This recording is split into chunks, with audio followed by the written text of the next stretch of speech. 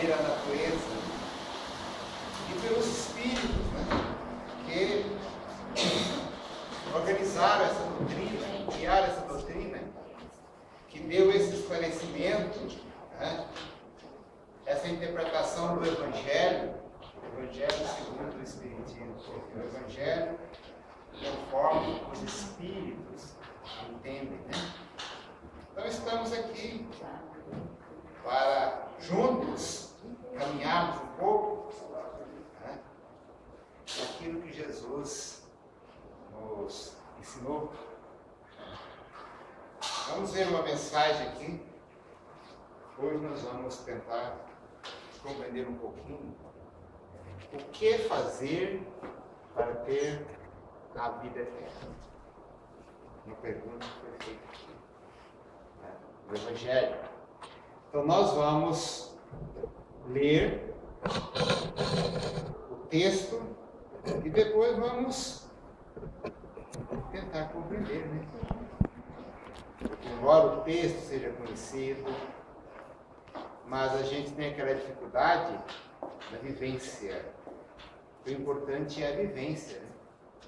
É ser capaz de testemunhar, através da experiência, aquilo que a palavra nos traz. Então vamos pelo texto, depois nós entramos no entendimento. Então diz aqui, é o capítulo 16, não se pode servir a Deus e a Mamon.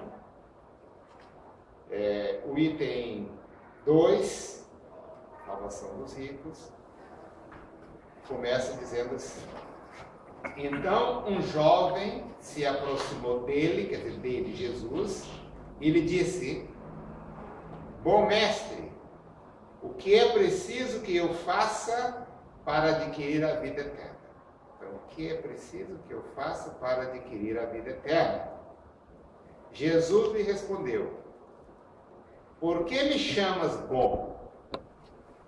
Só Deus é bom. Se quereis entrar na vida, guardai os mandamentos. O jovem pergunta: quais mandamentos? Disse-lhe Jesus, lhe disse: não matareis, não cometereis adultério, não furtareis, não direis falso testemunho, honrai a vosso pai e a vossa mãe, e amai o vosso próximo como a vós mesmos. O jovem lhe respondeu: tenho guardado todos esses mandamentos desde a minha juventude. Que me falta ainda? Jesus lhe disse: se quereis ser perfeito, ide, vendei o que tendes e dai aos pobres, e tereis um tesouro no céu.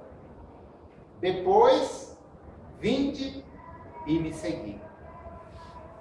O jovem, ouvindo estas palavras, foi-se embora muito triste, porque tinha grandes bens.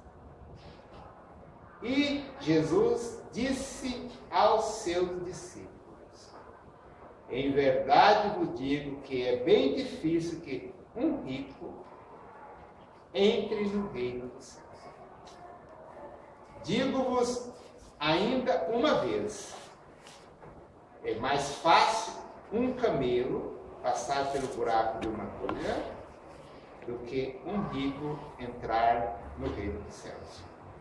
Aqui esse trecho está no Evangelho de São Mateus, capítulo 19, versículos 16 a 24. São Lucas, capítulo 18, versículo 18 a 25. São Marcos, capítulo 10, versículo 17 a 25. Os três evangelistas, né, escreveram, narraram o mesmo texto.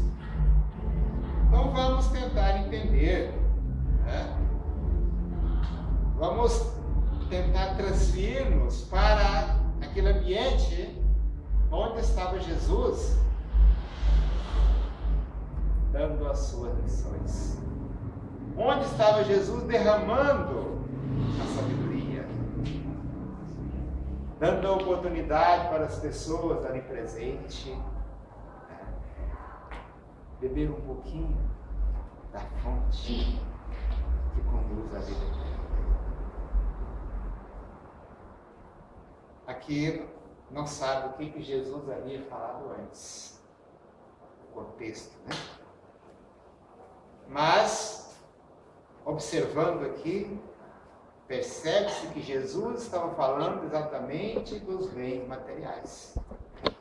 Falando da necessidade de fazer algumas coisas, algo, porque a vida não terminaria aqui. A vida não se resumiria nas coisas do dia a dia, nos afazeres domésticos, né? No plantar, colher, que era a atividade principal, criar os animais e sobreviver disso. Algo maravilhoso, algo grandioso estava além dessa vivência diária. E esse jovem, que no outro evangelho diz que ele era um príncipe, porque estava muito bem vestido. Pelos trajes, percebia que era uma pessoa de grandes posses. Mas ele tinha uma preocupação. Agora eu pergunto para o irmão: se você agora, como aquele jovem, estivesse diante de Jesus, qual a pergunta que o irmão gostaria de fazer? Qual? O que você perguntaria para Jesus? Veja que o jovem chegou até Jesus e disse: mestre. Primeiro ele disse: bom mestre. E Jesus lhe perguntou: por que me chamas bom mestre? Por que me chamas bom? Só Deus é bom. Interessante, né? Só Deus é bom.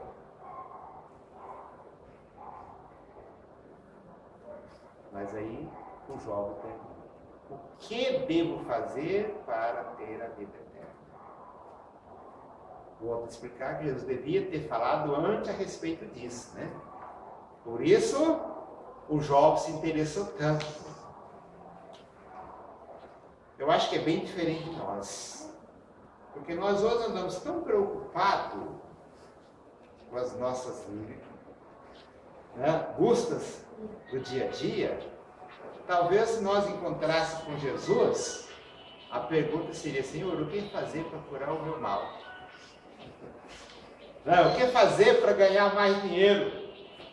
O que fazer para alguma coisa material? Ou será que nós estaríamos assim como esse jovem? Pensativo: Senhor, o que devo fazer para ganhar a vida eterna?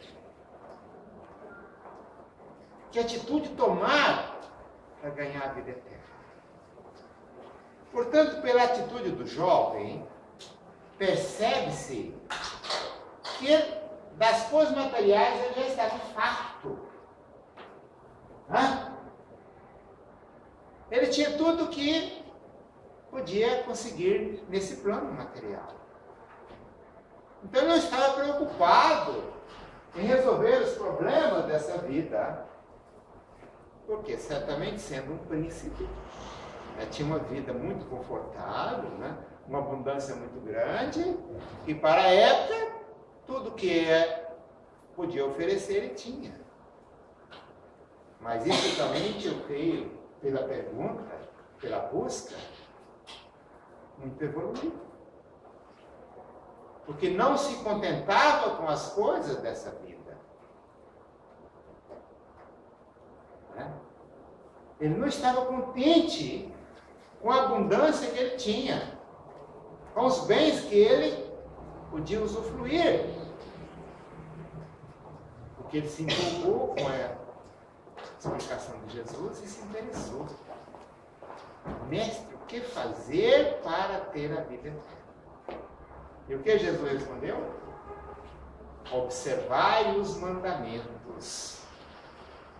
Fazei aquilo que está determinado. Naquela época, os mandamentos eram aqueles 10 mandamentos que Moisés prescreveu, que Deus passou para Moisés lá no Monte Sinai.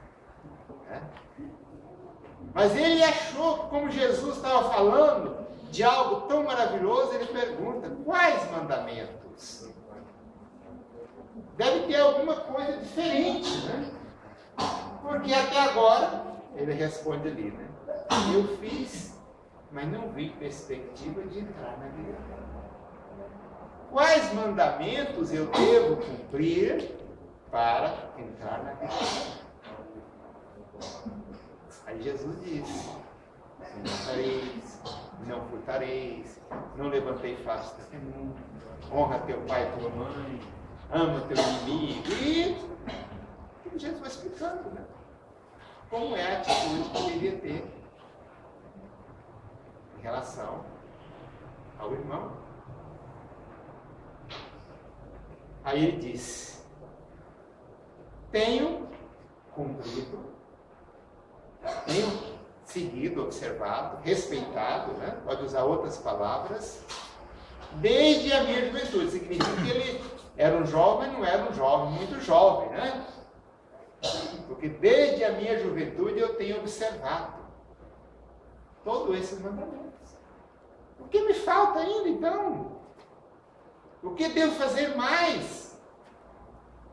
Veja que o jovem estava interessado mesmo, né?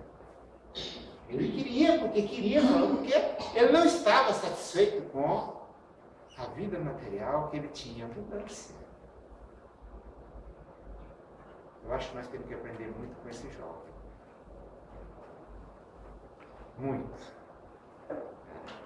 Porque a visão dele era muito ampla. Ele estava enxergando longe. Só que ele não sabia como chegar a esse longe. É que ele enxergava, que ele percebia. Olha, o caminho para chegar lá tinha que ter algo diferente. Mas Jesus disse: não, é só cumprir os mandamentos. Mas eu tenho cumprido, mestre. Aí Jesus percebeu. O que Jesus percebeu do jovem? Apego. Percebeu que ele era apegado aos bens materiais. Ele tinha muita abundância, muita coisa, mas aquilo para ele era valioso demais. Então, naquele momento, Jesus passou essa tarefa para ele. Quer mesmo entrar no reino do céu? Porque Jesus passa para cada um de nós uma tarefa condizente com o nosso ambiente, o nosso modo de vida.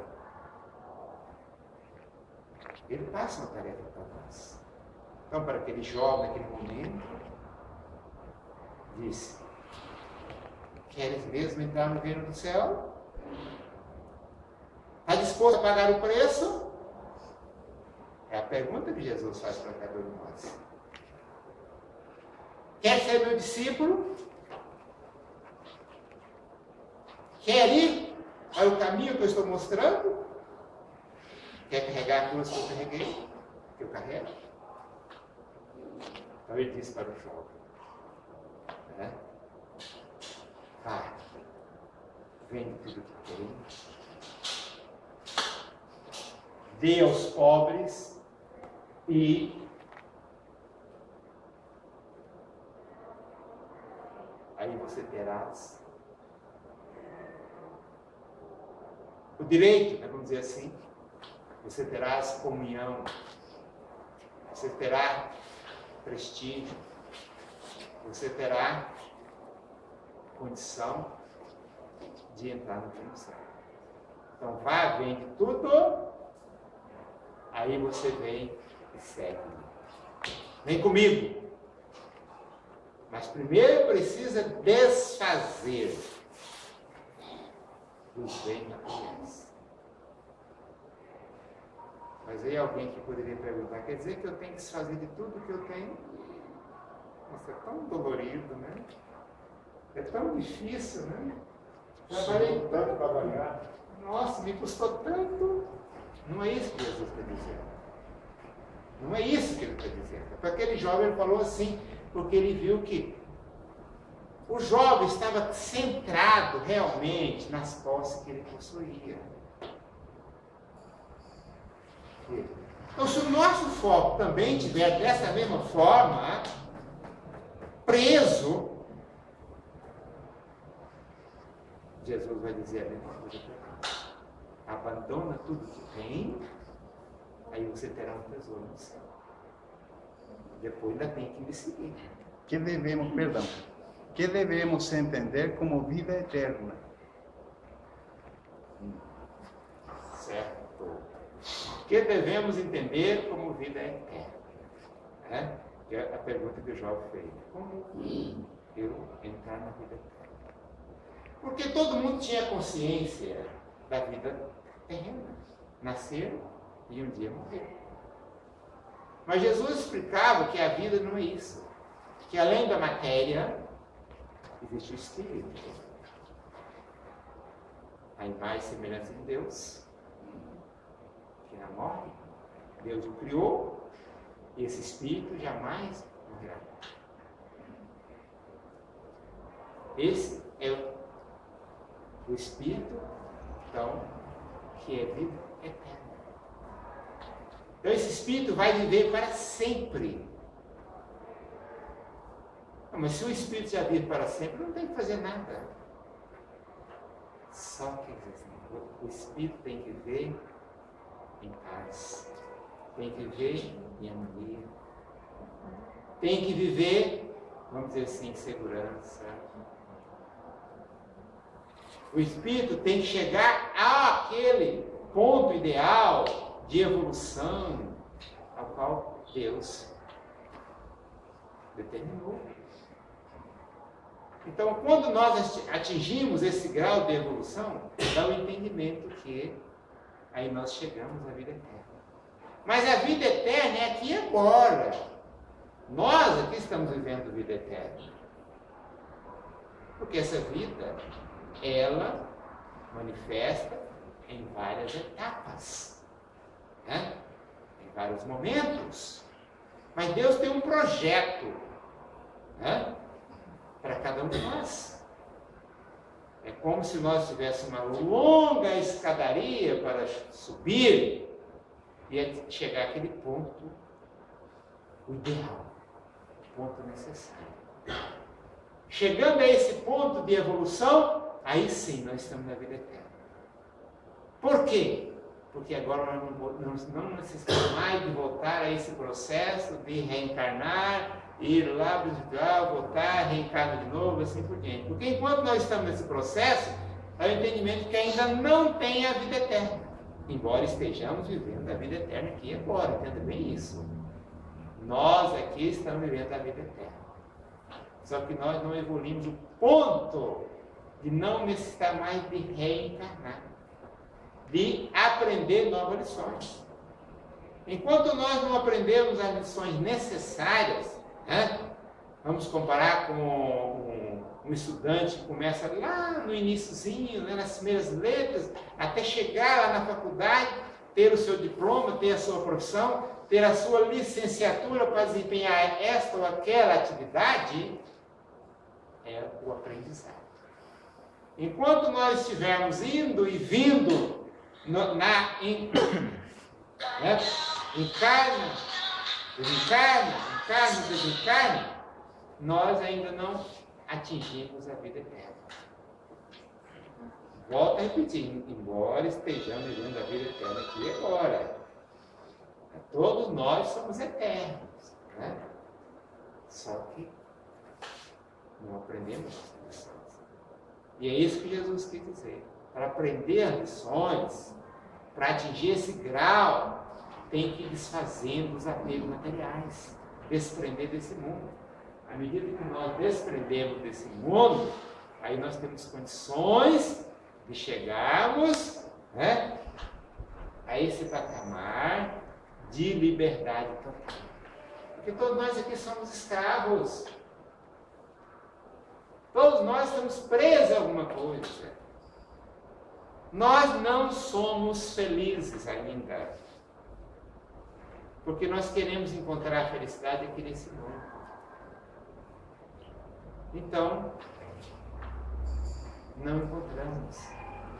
Então nós ainda não somos felizes, por mais que nós tenhamos momentos, né? Mas vem os momentos de insatisfação. Vem aqueles males que a gente tem que passar para evoluir, que a gente sente uma dor muito grande por passar por essa ou por aquela situação. Mas tudo é um processo evolutivo, né? Se não carregarmos a nossa cruz, não subirmos ao Calvário, nós não entramos no reino do céu. Então, preciso que nós compreendamos isso. A estrada já está determinada por onde devemos andar. Só falta a nós ter ânimo, persistência. Como Jesus diz, pelo mundo, nesse mundo, passareis por tribulações. A estrada não é reta e não é plana. Aqui nós estamos caminhando e vamos continuar caminhando.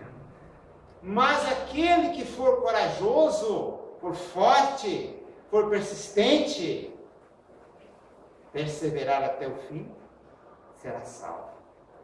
Esse ser salvo também se entende da mesma coisa. Chega ao ponto certo, ao ponto ideal. Porque salvo, todos nós já estamos salvos, né? Ninguém está realmente perdido. Só que nós ainda não temos essa consciência. Onde que eu estou? Em que nível eu estou? Eu preciso aprender muito ainda para compreender qual é a minha situação perante a evolução. Como eu estou diante da evolução? Até que ponto eu posso chegar? De onde eu tive a minha partida? Onde eu comecei a minha jornada? E aonde eu vou chegar? Eu sinto assim, no grau de evolução que eu estou, e creio que os irmãos também estejam nessa mesma condição, eu não sei onde foi o meu começo. Eu não tenho essa percepção, essa visão, essa compreensão. E onde chegará o ponto de chegar onde está realmente isso que se chama céu, isso que se chama paraíso, isso que, como está aqui no Evangelho, vida eterna. Aonde está? Quanto tempo eu ainda tenho, você tem que continuar caminhando, aprendendo, transformando a sua maneira de ser, a reforma íntima que a doutrina fala, né? Para chegar a esse ponto certo. Mas o importante é que nós todos estamos caminhando. Isso que é o certo. Mas para finalizar, quando Jesus falou, o jovem sentiu muito triste. Vender tudo que levou muitos anos, sei lá, né? Vem de família, né? Quantos avós, bisavós, tataravós, sei outro, vem de gerações em gerações acumulando, e agora desfazer de tudo é muito difícil. E o jovem saiu triste. Jesus, o que Jesus disse? Como é difícil entrar no reino dos céus, ou na vida eterna, aqueles que estão apegados, que botam a confiança na riqueza, nos bens materiais. Por quê? Porque a matéria, ela desgasta, ela se perde, ela desmorona. Então, quem põe fé nos bens materiais, então vai ver também a sua fé desmoronar. Não tem, né? Segurança. E aí ele diz, é mais fácil, como o jovem foi e não voltou, é mais fácil passar o camelo pelo buraco da agulha do que o rico entrar no reino do céu. É mais fácil o camelo que irmão grande, passar por um buraco tão estreitinho, aquela portinha tão estreitinha, porque tinha que desfazer de tudo. O viajante tinha que tirar toda a carga do camelo para o camelo passar por aquele buraquinho, que segundo narra alguns, a porta grande à noite fechava e ficava só aquela portinha que o camelo tinha que abaixar para passar e ele não conseguia passar sem a carga. Então também nós não vamos entrar no reino do céu enquanto não desfizermos toda a carga que nós carregamos. E essa carga não é apenas bens materiais. São os apegos das ideias, das crenças. Né? Eu sou assim. Eu nasci assim. Eu vivi assim. A pessoa não quer, acha que não tem que ser do jeito que percebe. Não quer mudança. Olha o mundo com seus próprios olhos, com a sua própria lente mental, às vezes embaçada, né? Que não tem discernimento completo, e diz, o mundo é assim. Conforme ele percebe e descobre de tudo que é o contrário. É isso que Jesus está falando para nós. O mundo não é como eu vejo, como você vê. Isso é interpretação minha, percepção minha, percepção sua. Além da minha percepção, daquilo que eu acho que é verdade, tem muitas e muitas verdades, muitas e muitas que nós ainda precisamos compreender. Só quando nós compreendemos essa verdade na sua essência, né, é que nós vamos entrar no reino do céu. Como Jesus disse, conheça a verdade vos libertará. Então, só quando nós conhecemos a verdade, nessa integridade aí, né, aí sim, nós não teremos nenhum apego, nada. Porque eu tenho a certeza absoluta que eu sou imortal. Porque até agora, nós não temos. Alguém aqui tem?